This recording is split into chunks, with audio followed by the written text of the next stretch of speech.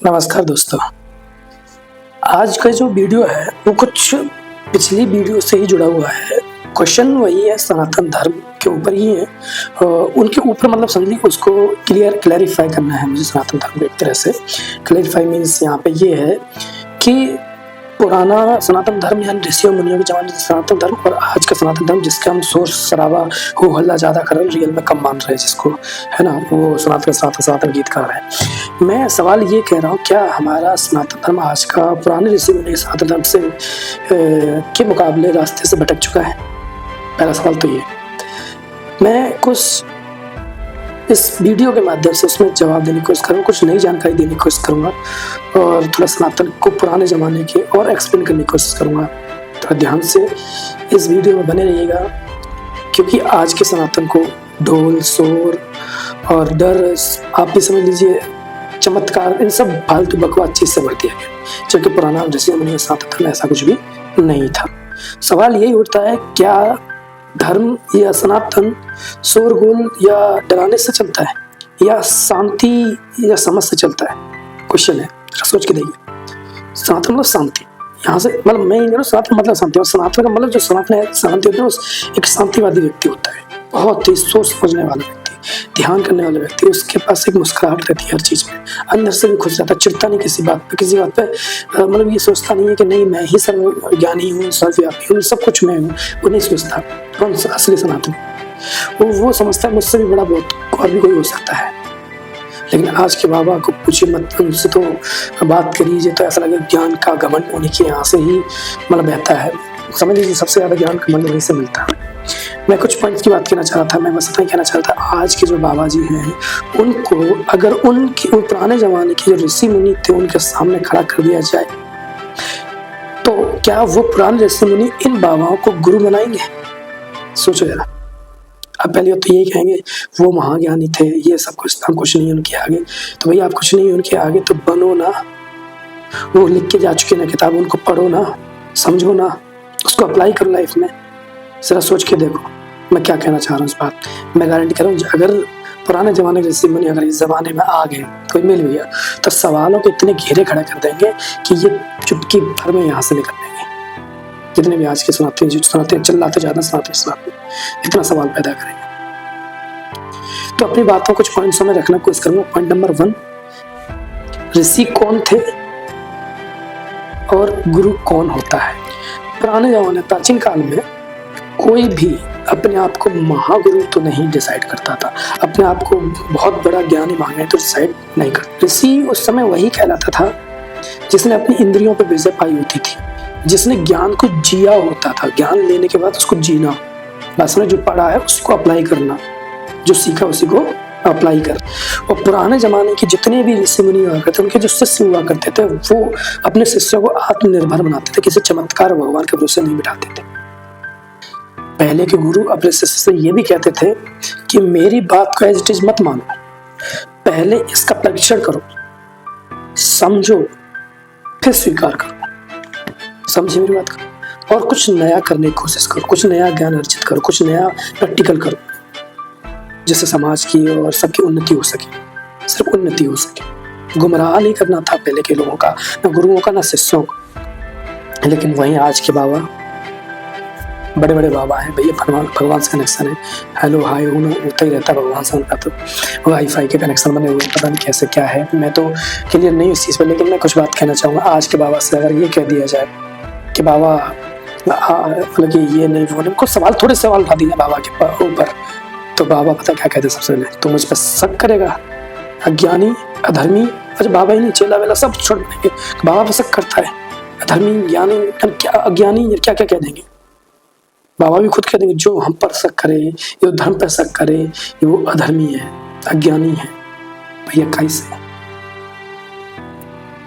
शक करना कोई गलत बात होता है क्या? अरे उस चीज को क्लैरिफाई आप कीजिए ना। अगर शक हुआ है किसी को तो क्लियर कीजिए। वो लोग क्लियर भी करते हुए मैंने देखे हैं, लेकिन उसके बाद घमंड देखिए उनका, बेइज्जत कर देते हैं बाबा आजकल के, बहुत भयंकर। पर पुराने साथी धर्म बेइज्जत नहीं, वो खुश होते थे इस बात से, चलो इन्होंने प्रश्न तो उठाया, प्रश्न चिन्ह तो लगाया, इतनी तो बुद्धि है इनके पास, आजकल के क्या सोचते हैं, ज़्यादा बुद्धि चला रहे हो, हैं? यही फर्क है ऋषि मुनि या गुरु और बाबा में। बात में गहराई हो तो समझना। अब मैं बात करता हूँ पॉइंट नंबर 2 की। पॉइंट नंबर 2 में हम थोड़ा सा ये एक क्वेश्चन और देखते हैं कि ईश्वर की कल्पना पहले कैसी थी और आज का कैसी है, यानी तब और अब ईश्वर की कल्पना के बारे में। पहले ईश्वर को ना बाहर मंदिरों में इनमें इस जगह पर नहीं खोजा जाता था। पहले ईश्वर को, भगवान को अंदर खोजा जाता था। मनुष्यों के अंदर भगवान को खोजा जाता था। इंसानियत होती थी, दया भाव होता था। कठोपनिषद कहता है आत्मा मंदिर में नहीं, मन की शुद्धता में मिलती है। आत्मा कहाँ मिलती? मंदिर में तुम ढूंढते हो, ढकते हो। भाई मन को शुद्ध कीजिए, आप विचारों को शुद्ध कीजिए। उस समय ध्यान था, मौन था, आत्मचिंतन था। लेकिन आज चमत्कार, अंधविश्वास, डर, दिखावा, चढ़ावा, जिसे दान कह रहे हैं। पहले मान लो मूर्तियां भी बनाई प्रतीक के रूप में, सिर्फ ध्यान करने के लिए कि इनको स्मरण करते हुए ध्यान किया जा सके कि इसका ध्यान करना है, तो मूर्ति बना ली। चलो, लेकिन आज मूर्ति को बिजनेस बना दिया है। साधक समझ रहे ना, आज साधना के लिए नहीं यूज हो रही है, लक्ष्य के लिए यूज नहीं हो रही है, जबकि मूर्ति को ही लक्ष्य बना दिया गया। बात समझ में इसमें मैंने क्या बोला? मतलब पहले मूर्ति साधक की साधन थी, लेकिन आज लक्ष्य नहीं थी, मूर्ति को ही लक्ष्य बना दिया कि मूर्ति लगाओ, मंदिर सजाओ, एक पुजारी बिठाओ, फिर चढ़ावा, शोर शराबा होने दो, ध्यान से कोई लेना देना नहीं इसका। अब बात करते हैं पॉइंट नंबर 3 की, वेद, उपनिषद और सच्चाई। भाई साहब, वेदों में कहीं नहीं लिखा है कि मेरे नाम पे भीड़ इकट्ठी करो, यानी किसी भगवान के नाम पे, किसी चीज के नाम पे भीड़ इकट्ठी करो। और उपनिषद कहते हैं सत्य वो नहीं जो बताया जाए, सत्य वही जो अनुभव किया जाए, एक्सपीरियंस किया जाए। कभी ऋषियों ने नहीं कहा सवाल करोगे तो नरक में जाओगे, कभी नहीं कहा। सवाल करोगे तो उनका जवाब देते थे, वो तर्क सहित जवाब देते थे। अपनी कभी कभी हार भी होती तो स्वीकार भी करते थे और उस पर खोज जारी रखते थे। लेकिन आज के बाबा जो भी सवाल जवाब से डरते हैं, तो समझ लीजिए धर्म को कमजोर कर रहे हैं। मैं पॉइंट नंबर 4 के बारे में बात करना चाह रहा हूँ, चमत्कार बनाम चेतना। एक बात बताइए, अगर चमत्कार ही धर्म होता, जो चमत्कार के पीछे पड़ी ना दुनिया कि अब चमत्कार हो जाएगा, धन मिल जाएगा, ये हो जाएगा, वो मिल जाएगा हमको, चमत्कार से ये रोग ठीक हो जाएगा, वो ठीक हो जाएगा। जरा सोच के देखो, अगर चमत्कार ही धर्म होता तो बुद्ध ध्यान की तरफ क्यों भागते? बुद्ध ध्यान की तरफ क्यों भागे? मतलब ध्यान ही क्यों किया? चेतना को जगाने के लिए ही क्यों भागे? तो एक महावीर भी हुए, महावीर मौन की तरफ क्यों भागे? मौन की तरफ क्यों भागे? और आपने सुना होगा पतंजलि अब योग जिन्होंने दिया, तो वो योग की तरफ क्यों भागे? वो भी चमत्कार की तरफ भाग सकते थे। या सोचो जरा,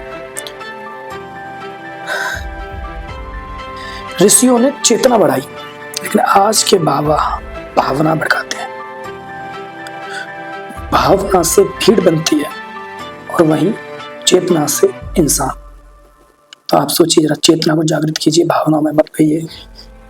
समझ रहे हैं? चमत्कार पीछे मत भागिए, असली इंसान बनिए। अब पॉइंट नंबर 5 में थोड़ी सी आप भक्तों के लिए थोड़ी सी कठोर सी बात हो सकती है शायद, सुनिएगा।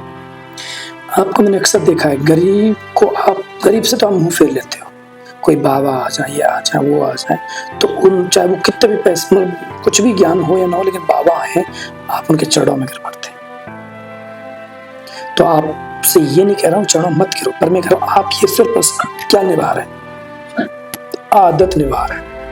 आप आदत से मजबूर हैं, धर्म नहीं निभा रहे। ये सोच रहे आप धर्म की वजह से आप झुक रहे हैं, आदत बन गई आपकी। ऋषि मुनि कहते थे कि धर्म पूजा में नहीं, आचरण में दिखना चाहिए। आप समझिए जरा, धर्म पूजा में नहीं, आचरण में दिखना चाहिए। थोड़ा पॉइंट नंबर 6 के बारे में बात करूंगा,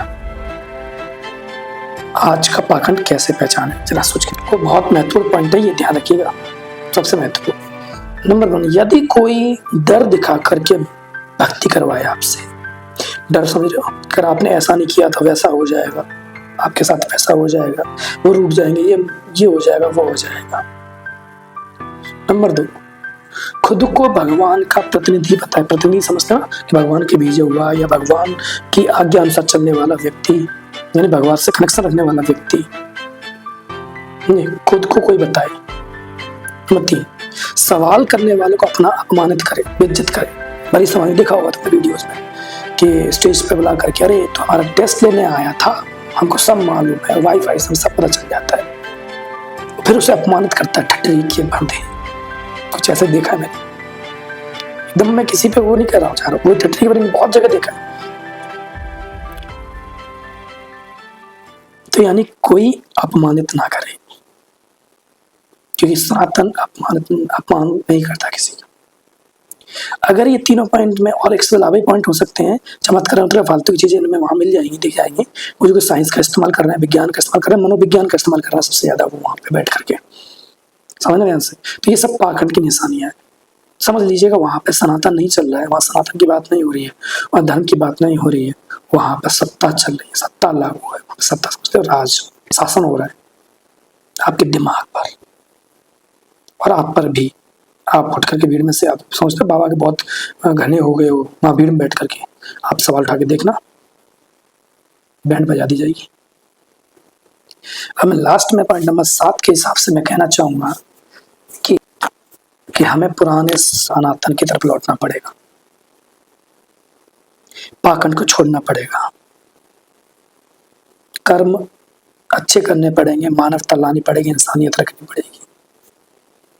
सनातन कोई धर्म का शो नहीं है, ये एक जीवन पद्धति है जिसमें संयम एंड कंट्रोल, जैसे हम कहते हैं, विवेक, बुद्धि खुले रखिए, पेशेंस रखिए, संयम, करुणा, आत्मजांच।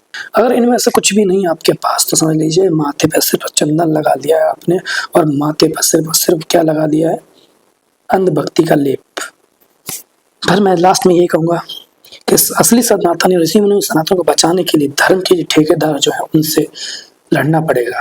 लड़ने का मतलब डंडों से नहीं, मैं कह रहा हूँ मानसिक तौर पर अपने आप को मजबूत बना के रखिए, लड़ना पड़ेगा। आस्था रखो किसी भी चीज के लिए, मैं ये नहीं कह रहा, लेकिन अपने दिमाग को गिरवी मत रखो, दिमाग खोले रखो, आंखें खोले रखो, सवाल पूछना जारी रखो, क्योंकि असली सनातन पूछना सिखाता है, डरना नहीं सिखाता। फिर मिलते हैं नेक्स्ट वीडियो में, तब तक के लिए मैं सिर्फ इतना ही कहूंगा, थिंक बियॉन्ड फेथ।